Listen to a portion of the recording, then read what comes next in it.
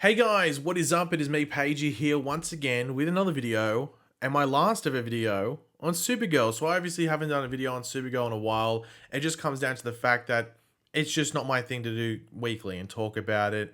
Supergirl's never been my favorite show, but it's been a show you can sit down and enjoy from time to time, whenever that might be. And it's always been cool to involve Supergirl in the crossovers and everything like that. It's been a good addition to the Arrowverse, despite the I guess the targeted hate it gets sometimes from people that don't even watch the show. I'm like, just go watch a brick wall instead of you. Anyway, that's how the internet is. I guess that's how people are nowadays. They like to hate watch stuff. So yeah, this is season 6 of Supergirl, the final season. This is just going to be me talking about the series finale, explaining the ending and everything to people that haven't watched it. It's all just my overall thoughts on the show, which I'll talk about at the end once we finish talking about everything to do with this, this finale, this final season as a whole.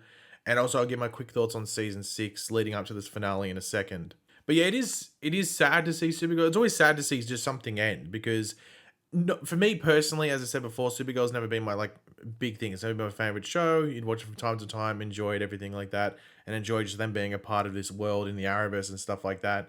But obviously, this is some people's favorite show, and they connect with the characters. The characters might change them. The characters, especially some of the topics and everything that Supergirl is addressed with and played with and just put into their story or embedded within the show on a permanent basis, it changes people's lives in a positive way and pushes them to be more open or be more this or be more that. So it has been an important show. And I think for people if they're 14 now or 18 now, when they're in the mid 30s, they'll be like, well, what's something that made me who I am today? It wouldn't surprise me too much if there is a large amount of people, not saying the majority of the people of the audience will watch Supergirl, but a good amount of people that look back, well, I think Supergirl was an important part of that. Now, just to be a bit negative for a moment, because I have to say this. I have to say this before we start talking about the whole finale thing and how the show ended, which I think was done in a pretty damn well manner or damn good manner. Season 6, my quick thoughts on it. I personally think it's probably been the worst season of Supergirl. I do not have any idea why they did 20 episodes for this season. I think it was incredibly unnecessary because Melissa Benoist, who plays Supergirl, was pretty much out of commission until, was it episode 8? I think when they're actually filming the episode. I think it was episode 8 or 9 because she had just given birth. So they pretty much filmed almost half the season, or at minimum about a third of this, at minimum, I guess a third of the season without the main actress being there. So they had to really work storylines around. Then she had to catch up on filming for them to put stuff in the earlier episodes. So Supergirl was still a part of the show. It was very messy. So I don't know why they just didn't go the Arrow approach, make it 10 episodes. And I personally think this could have been a really, really good season if it was just 10 episodes. And they made it Kara focused. The season, for the most part, isn't really Kara focused, even when Melissa Benoist was back filming. It was focused on all the other characters, which is fine if it wasn't the final season. So I think as a final season, I couldn't rate it that high. I don't think I could even really give it a positive score just because I think it was really messy. But I must say, they do a really good job with this finale. And I think every Supergirl fan that likes the show because it's Supergirl and for Supergirl would enjoy the finale, I think, for the most part. But yeah, let's talk about it. We'll just break it down sort of for people that didn't watch it as well and just get my thoughts on general things and how they played out. So the general thing that was happening this season, especially the back half, is that there was these totems, which are sort of based around the elements that make up humanity. So we have Lex Luthor and Nixley, who is the former wife of Mixie, Mixia's Pitalik, is that how you pronounce it? Who's like the imp from the 5th dimension. So she's from the 5th dimension as well. And she was stuck in the Phantom Zone along with Kara early in the season. But they're working together. They combine the totems into what is known as the All-Stone. They start fighting over it and everything like that. But it pretty much takes power from humanity, so it depowers humanity. But Supergirl is able to inspire humanity through a speech that's put all over the world to sort of take that power away from Lex and Nixley to the point where they can sort of be taken on. Now, we do see some returning villains, sort of, nothing like in regards to a certain actor that played a character, you know what I mean? It's all pretty much CGI or stunt people that are behind suits. So we have Parasite returning, Overgirl, Metallo, and Red Tornado. They return as villains to take on Supergirl and her allies. Mon-El returns to help Supergirl out against Overgirl, a really quick scene. I was like, is that it? with Windshot also returning alongside Mon-El from the future to help out as well. Jimmy Olsen returns as Guardian as well for like 2 shots with him in the suit, with some, with like one of the shorts, like shots being of the 2 Guardians of Jimmy and Kelly Olsen, or the 2 Olsen children fighting alongside each other. You got the Silver Guardian, the Gold Guardian, they're fighting alongside each other. And pretty much we see the demise of the villains pretty quickly. Lex Luthor opens up a portal to the Phantom Zone, which backfires when the Phantoms from the, well, Phantom Zone, take him and Nixley back into it. So they're gone. Now, I think they mentioned something about like them, because in like the storyline for the show, this Lex Luthor is from the future. They came back, everything like that. So I think they say that still happens. But I don't know. I don't know. We'll have to wait and see, like, if they even touch on it again. But I just sort of ignored it because I was sort of over that villain storyline by the time that happened. The DEO was destroyed. Was it last season or the season before? It's reconstituted, so it's back up and running. They're going to go about it a different way, not as it was initially set up. So we don't really dive into that. They just say that it happened, which I think is fine. I don't think it was a reason to necessarily see the first day at work at the DEO and everything like that. Now, I must say the Mon-El return felt a bit redundant, to the point where I'm like, I don't even know why he was there. I think it was just for fan service, I guess. But Mon-El's like a bit of a divisive character. I've never been the biggest fan of him when he's been in a relationship with Kara. When he was just by himself, it was fine.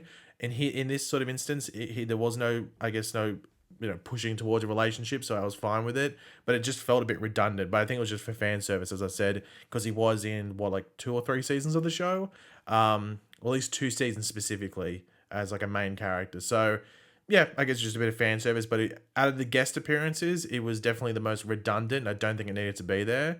But as I said, fan service. Now, as I said, Supergirl had that speech, like the inspiration to humanity, which helped like depower the villains. This inspiration on society has made sort of everyday heroes from the public, which of course puts less stress on Kara to be Supergirl all the time.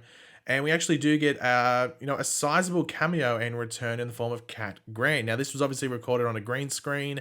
One of the big issues in regards to why Callista Flockhart, who played Cat Grant, left the show is because she didn't want to be in Vancouver and move there. Like, she took Supergirl in season 1 because it was filmed in LA, or Los Angeles, in season 2 and moved to Vancouver. So they lost Cat Grant, or Callista Flockhart, due to that. But she came back and was, I think, my favorite part of the episode, just not because I think Cat Grant was probably the most fun character whenever she was on screen, had the best dialogue and the best moments in season 1 of Supergirl, but I think she's such an important part, and for not only the show, but this finale, though she was only in season 1 and a bit of season 2, she was integral to Kara specifically as a character. But we find out that Cat Grant buys back Catco, which he had sold back in, I think it was beginning of season 2. I think she sold to Lena Luthor. I think it was, with Kat offering Kara the position of editor-in-chief, but Kara doesn't want it at the time, but a last sort of like couch talk between the Danvers sisters sort of pushes Kara to make the right choice for herself. This was a pretty quick scene. Oh, no, I don't want to say it was really quick, but it sort of just goes past and wasn't really one of the final moments of the episode, which I thought it might have been, because I think it was in the promo or the trailer for the finale, and I thought, this would be the final scene of the show, but it actually wasn't. It was actually sort of in at the end of like the first third of the episode. So I was surprised it was there. I thought it might have been one of the final scenes. Now we do have the Alex Danvers and Kelly Olsen wedding. Just stuff happens there. It's a typical wedding and sort of just some fanfare and everything like that. Not really too much to talk about. There is some little things that they set up, which I don't know if they're going to play out in the future of the Arrowverse, but just sort of mentioned. So Windshot tells Martian Manhunter that he has a son with Megan, or what's her name? Miss Martian. So Megan Moores, or Miss Martian. So they have a son together, and I guess and Wynn's been working with him, with the Legion in the future. We also get Cat Grant calling Kara again, and this is sort of a big moment that sort of like pushes into the finale with Cat wondering why Kara isn't signing on for the position she offered her. With Kara talking about her conflicting lives, but Cat lets Kara know that she knows that she is Supergirl. It's not a secret, which pushes Kara to make a vital decision in her life and how she wants to live it going forward. And this is with Kara leaving the glasses behind forever. And I thought that was a really nice moment, and I thought just a well done moment in regards to Kara's decision at that point. And it sort of forges her 2 lives together at that point, that she embraces, combining them together. And this is complete with an interview with Cat Grant to announce this to the world, which is the last real thing with Kara as a character, which I thought, Supergirl's never been a show which I've been like overly emotionally invested in, even with Supergirl as a character for the most part. But I must say, even with me not being like the biggest fan of Supergirl as a show, that was a pretty emotional moment. So I think for anyone that loves Supergirl as a show, loves Supergirl as a character, whether it's from the comics or just specifically from the show, I would be surprised if there wasn't a tear up. You know, like I watched that, and I was like, God, that's emotional. Like I almost like sort of like got a bit of a a bit of a droplet in the corner of my eye, and yeah, so I thought that was a extremely well done moment. Even though there is one moment afterwards, or sort of just before that interview, which is the one final family game night, which I'm fine with that. I think maybe a better final scene in that apartment would have been just Kara and Alex. I think that would have been a better moment, and maybe have the family game night, maybe before the wedding or something along those lines. Maybe that would have been the better time to do it. But that's the way they wanted to structure it, so that's fair enough. Now, one thing which I personally liked about this finale and how it ends, and that's that Kara ends the show single, which is ironic and sort of funny because the show has always forced relationships onto Kara as a character, but leaving her single just as Kara, which is the episode title for the finale as well, I think was just perfect for her. And I think though this season, as I said before, didn't really focus too much on Kara or Supergirl, like it sort of tried to spread the load around. Even though I think it maybe should have been the other way around, just because of just I think it just when I think about it, I'm like, maybe that's a reason that the season wasn't that good because it wasn't really focusing on the title character in its final season. I think how this finale played out in regards to Kara as a character was pretty well done. In regards to like the amount of time they can actually, film with the main actress and everything like that. I think they got the most out of it. But in regards to my overall thoughts on the series of Supergirl, looking back on it, I think it's been a pretty consistent show. I don't think it's necessarily had its highs and lows, though. As I said before, I think this season is probably the worst season. I can't think of a season that probably just disinterested me as much as this one. But my favorite season of the show is probably season 4. I know some people like season 2, some people like season 3. I think season 3's a popular one because there's rain in it. I didn't really like the back half of that season, and it has like that massive break from memory when we're watching it live. So I think I prefer season 4 as my favorite season. I think even in that year of the Arrowverse, or that season of the Arrowverse, Supergirl was the best show because of season 4, because the other shows were a bit had like drops in regards to their season's quality. So Supergirl sort of reigned above, even though that was not the season with Rain. That was the season with like Agent Liberty and like Red Daughter and stuff, I think. So yeah, season 4 is probably my favorite season. But yeah, it's just odd that Supergirl's ending, and it's ended in a really weird period because we have The Flash starting its next season next week. It's just ended in this weird area. There's no cameos from like Barry. There's no Superman in it, which really surprises me. I think that's actually poor form by the people that organize that. It's not the actor's fault. I saw people blaming, Grant Gustin, Tyler Hoechlin, even like Bitsy Tulloch, and the people that, are in the Arrowverse at the moment, that why couldn't they go do it? It's not their fault. I think it's up to Warner Brothers and stuff to have organized that. But then again, maybe the showrunners didn't want, just cameo work from other shows, or other characters from the shows to take away from it. But then we have Alex Danvers showing up in the Flash Armageddon thing. I don't know. I think it just felt a bit weird that they weren't there, but maybe that was a creative decision to just keep it Supergirl focused, which if that's the case, fair enough. It's their show. They can decide how they want to end it. But I think it was a bit weird that they couldn't make that happen. But it's not the actor's fault. I don't think Grant Gustin put his foot down like, no, I'm not appearing on Supergirl, because he appeared in the Arrow finale. Melissa Benoist appeared in the Arrow finale. So, yeah, it's a bit weird they couldn't do that, but, I don't think it necessarily took too much away from the finale at all. I think it just would have been like an added bonus and like, oh, cool, yeah, Barry's there, oh, cool, Superman's there, or Clark's there, might I say, oh, cool, Lois Lane's there, and everything like that.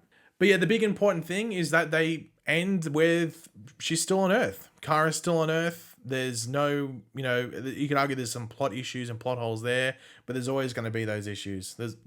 When you got all these shows in a different universe and they're running off different timelines sometimes, well, not different timelines, but, different points in the year and everything like that, and different, events going on, you're always going to get that. So I don't think you can criticize that to that big of a degree. But yeah, she's still in there. So there's still a door open for Supergirl to play a part going forward in this universe. And I think they probably did that intentionally. So I'm not saying she's going to appear in Armageddon, because we know that's not going to happen. But it wouldn't surprise me too much that next year, with the 10th anniversary of the Arrowverse, where we'll probably get another crossover, that we might get a return of Supergirl in some way, shape, or form. So, yeah, that's it. That's all I really want to talk about in regards to this finale. Hopefully, if you love Supergirl as a show, you enjoyed the finale. Just from my eyes looking in, I think it did the show a pretty good. I think it did good service to the show in regards to how it finished, despite the final season's actual quality. But yeah, let me know in the comment section down below. Sorry, what were your thoughts on the final season of Supergirl? What would you rate each season? What was your favorite season? Are you happy with the way it ended? Because it felt rushed in some ways, but you're always going to get that with a series finale, just because you got so much to sort of address and everything like that. And you always think like, what if there was an extra 10 minutes? What more could they have done? But let me know all your opinions down there in the comments. And of course, if you are new to the channel, make sure to subscribe.